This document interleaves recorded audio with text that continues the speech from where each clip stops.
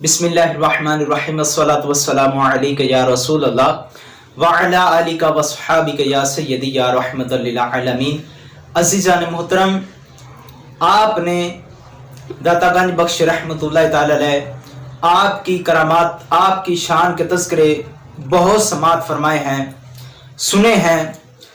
آج میں آپ کو بتاتا ہوں کہ آپ رحمت اللہ تعالی علیہ کتنے بڑے مہمان نواز تھے کہ کوئی مہمان آ جاتا تو آپ کو خوشی بہت زیادہ ہوتی تھی، اور آپ کی مہمان نوازی بھی بڑی عام تھی۔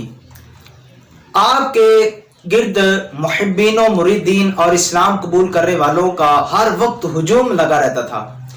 آپ رحمت اللہ تعالی علیہ اس بات کو بہت ناپسند فرماتے تھے کہ کوئی شخص آپ کے پاس آئے اور وہ بھوکا واپس لوٹ جائے۔ آپ اس چیز کو پسند نہیں فرماتے تھے۔ اس مقصد کے لیے آپ نے ایک لنگر خانے کا انتظام کر رکھا تھا، جس میں بہت سادہ اور معمولی غذا مہمانوں کو مہیا کی جاتی تھی۔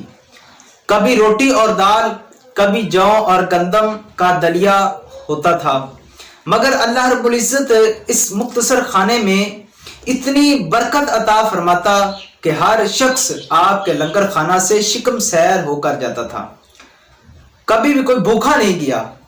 مشہور ہے کہ روٹیوں اور لنگر پر جب تک آپ کی ایک نظر نہیں ڈالی جاتی تھی تب تک وہ لنگر جو ہے وہ تقسیم نہیں کیا جاتا تھا۔ ہزاروں غریب، مسکین اور مہمان یہ کھانا کھاتے تھے، مگر کبھی خادموں کو یہ شکایت نہیں ہوئی کہ کھانا کم ہو گیا ہے۔ خود آپ رحمت اللہ تعالی علیہ بھی اسی دسترخوان پر بیٹھتے تھے جو عام لوگوں کے لیے بچھایا جاتا تھا، وہی غذا استعمال فرماتے جو سب کے لیے لنگر خانہ میں تیار کی جاتی تھی۔ روٹیاں کبھی دال سے، کبھی سرکہ اور نمک سے اور کبھی گوشت سے مہمانوں کو کھلائی جاتی تھی۔ یہ آپ کی کرامت تھی کہ سادی سی غذا میں بھی کھانے والے بے انتہا لطف حاصل کرتے تھے۔ آپ نے سماعت فرمایا کہ داتا رحمت اللہ تعالی علیہ کتنے بڑے مہمان نواز تھے۔ ان کے پاس تو مہمان آتا تو ان کو خوشی ہوتی تھی، اور وہ اس چیز کو ناپسند فرماتے تھے کہ کوئی ان کے پاس مہمان آئے، کوئی غریب آئے، کوئی مسکین آئے اور وہ بھوکا واپس چلا جائے۔ اس چیز کو ناپسند فرماتے تھے۔ اور آج ہمارا حال کیا ہے کہ ہمارے پاس کوئی مہمان آ جائے تو ہمارے ماتھے پر بال پڑ جاتے ہیں۔ ہمیں اچھا نہیں لگتا ہے کہ یہ مہمان کیوں آیا ہے، حالانکہ کبھی ہم نے یہ نہیں سوچا کہ یہ مہمان جو ہے یہ تو ہمارے گھر میں برکت لے کر آیا ہے، یہ تو اپنے ساتھ برکت لے کر آیا ہے۔ لیکن کبھی بھی ہم نے یہ نہیں سوچا، بلکہ ہم نے اس کو ناپسند ہی فرمایا ہے۔